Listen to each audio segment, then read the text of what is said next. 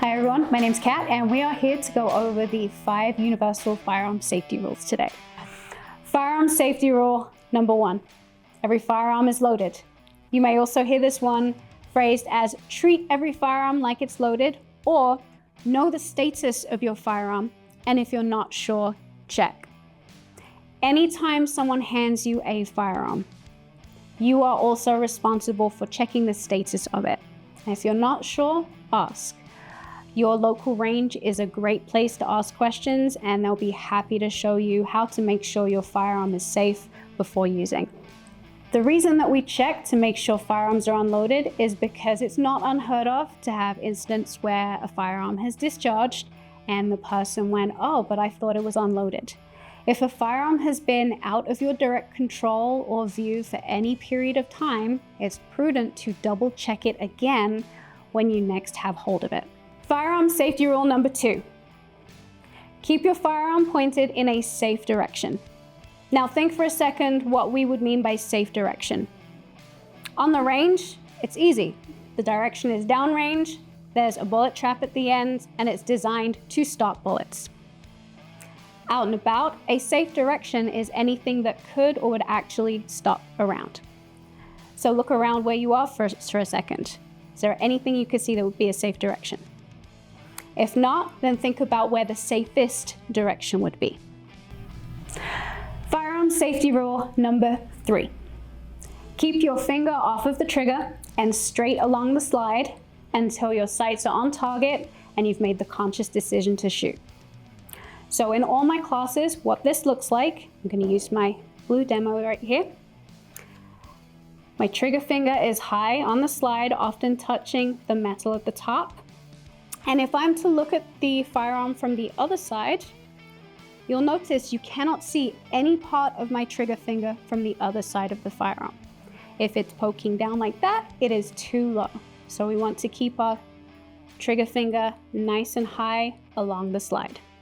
So the reason that we do this is 2 reasons. First, in firearms training classes, there might be people who are new to firearms, who are not used to the sounds and senses that go on the range. And when we get nervous or surprised, our natural instinct is to clench. Now, if our finger is on the trigger and something surprises us and we clench our fist, we're going to end up pressing the trigger, which we don't want to do. So keeping our finger high along the slide, we can push into the side of the firearm all day long and it's not going to do anything. So that's why we keep our finger nice and high along the slide of the firearm. Firearm safety rule number 4. Positively identify your target. Know what's beyond it and what's around it. In the range, this is super straightforward. Your target is going to be a piece of paper. Behind it is going to be a backstop designed to stop the rounds, and between you and that target shouldn't be anything except air. So it makes it super easy in indoor ranges. Where this comes into play more is if you shoot at an outdoor range. You need to make sure that you have a suitable backstop. For example, a dirt mound, something that's going to stop the round. You also want to make sure that you are not shooting uphill, for example. So you should always be shooting downhill if the terrain is not even. And that's just because a round travels at 1,000+ feet per second, and it can travel for a couple of miles before it stops if it doesn't have something suitable to stop it. So just make sure wherever you shoot, you have something behind that target that you know is going to stop the round. Firearm safety rule number 5. Maintain control of your firearm 24/7. When we're out on the range, this means don't leave your firearm unattended. If you have to leave the area, make sure you take it with you or have someone that you trust mind your firearm for you. Now let's talk about when we are out in the world. Maintaining control of your firearm also is about what we do with our firearm when it's not in our direct possession. So how we choose to store it and keep it secure. Your firearm should not be accessible by anyone unless you deem it fit. So think about where you would keep your firearm and what method you would choose to store it. Safes are very popular. There can also be a trade-off between speed of access and security.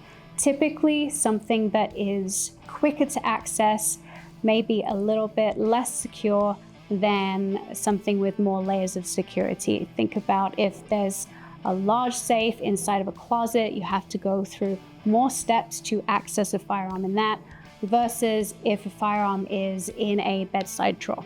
It's best to keep it in a holster or something that protects the trigger, because if it's staged in a way that you need it for defensive purposes, it's going to be an adrenaline-fueled situation, and you don't want to grab the firearm and again have your finger on the trigger and have that firearm go off before it's ready. So wherever you keep it, whether it's secured in a safe or bedside table, it's always best to have something covering the trigger guard so that if you have to grab it, you don't run the risk of impacting the trigger before you're ready.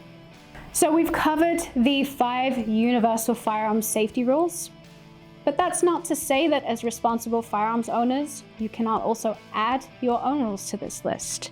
Just remember that firearms safety is everybody's responsibility. So be safe out there, and we'll see you on the range.